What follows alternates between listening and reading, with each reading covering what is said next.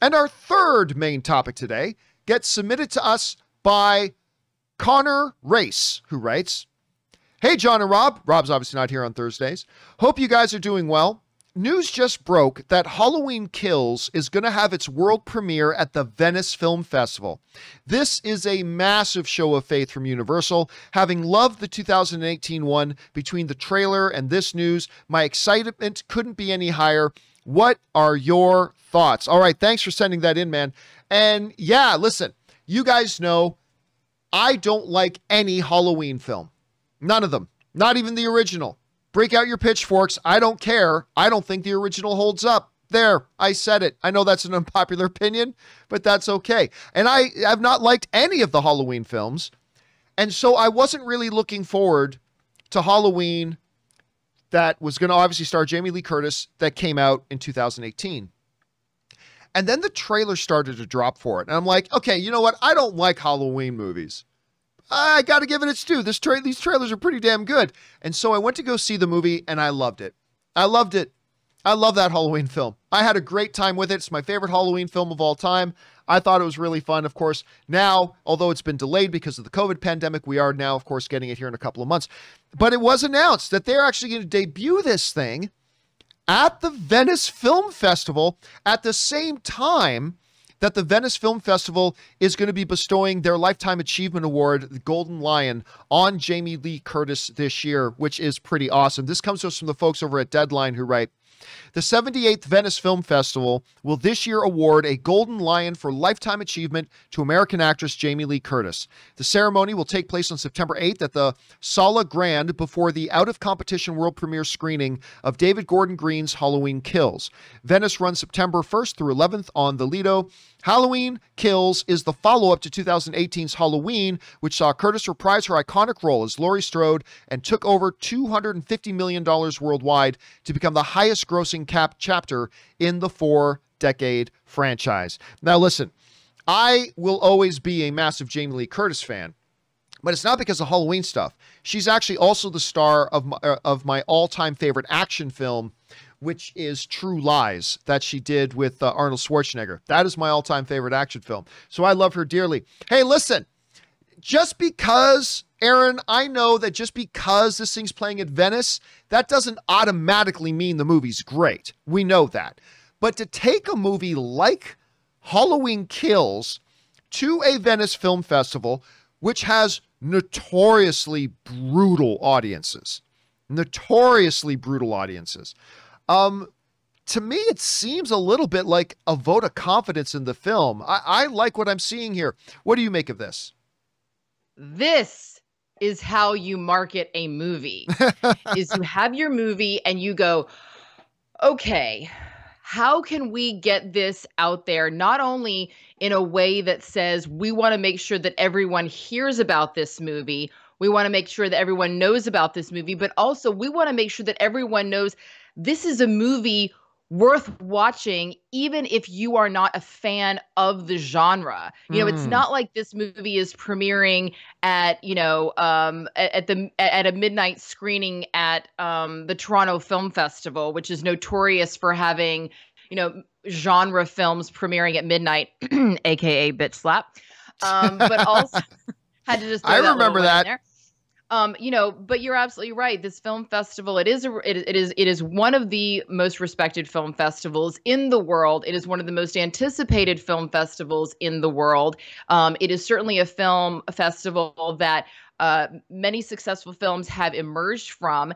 And the fact that this is a movie that is part of, it is something that if you had seen Halloween 3, for example, the idea that someone from the future would come back and say, hey, just so you know, one of these days, a Halloween film is going to be in the Venice Film Festival for its premiere.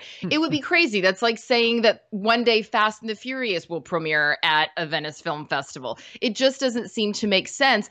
But as we saw from the 2018 Halloween film, this isn't just a genre movie for people who, like to get scared while munching their popcorn. I don't like scary movies. I can only watch scary movies in a theater with people that I know and trust, in front of me, on all sides of me, and behind me. Why? Because I am a scaredy cat and I will not watch them at home because then I will be convinced that someone is in my house trying to murder me. So for me to actually even watch Halloween, and not only have I watched it once, I've watched it multiple times. Why? Because the story is great. You guys know that I am always all about the story. If there's no story, there's nothing to the film. The acting is phenomenal. It also speaks volumes that so many people from the original cast are back, in addition to Jamie Lee Curtis, who I love. And come on, John, like, let's be real. Jamie Lee Curtis, your favorite movie of hers is Freaky Friday with Lindsay Lohan. Admit it. I do have something to admit about that movie. I've never seen it. I never watched that one. I mean, no, it's okay. I never watched that one. But, not only do we have Jamie Lee Curtis, we also have the phenomenal Judy Greer, who is great in everything she does, even if it's her voiceover on Archer. We have Omar Dorsey, who's coming back as the sheriff, for a role that wasn't even, that large of a role in Halloween. He really made an impact in that film. We have some incredible talent, a fantastic story. Jamie Lee Curtis, again, she's breaking the rules. Everybody else, there was also the quote rule saying no one's going to want to watch a movie starring, especially an action movie or a horror movie starring a woman in her 60s. And then Jamie Lee Curtis comes in along with Linda Hamilton banging down doors with her machine gun. You have these women that are coming in and kicking ass, taking names in their 60s, saying, hey, guess what? That's not a rule anymore. So let's do it again. I think it, like you said, it really speaks volumes for how the studio feels about this movie. And I think it's also a good move on the part of the Venice Film Festival, because they are also emerging out of this COVID period that a lot of people, that we all are emerging out of.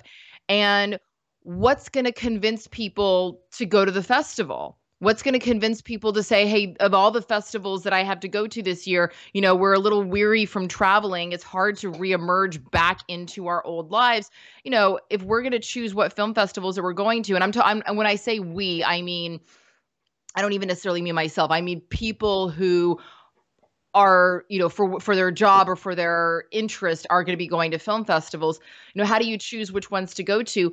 This would certainly make the Venice Film Festival, if I were a festival hopper, this would certainly move that to the top of my list. I would certainly be more excited and interested in going to that festival and maybe spending my money there versus maybe going to Cannes or to Toronto or, to Sundance or one of the other ones. If I only had one to choose, that would be a pretty cool one to go to, because clearly they are going to be doing some really fun stuff. And just the simple fact that they're willing to break out of what is sometimes considered a stuffy mold, the fact that they're willing to branch out into something as interesting and as exciting as a horror film from a franchise, I say kudos to everyone involved. That's a great move. And like you said, it's a great show of confidence from the studio as well, which speaks volumes to the audience. Question is for you guys. Are you even looking forward to Halloween Kills? I am. I know, Robert didn't like the last one. I totally did. I know a lot of you guys did. Some of you didn't.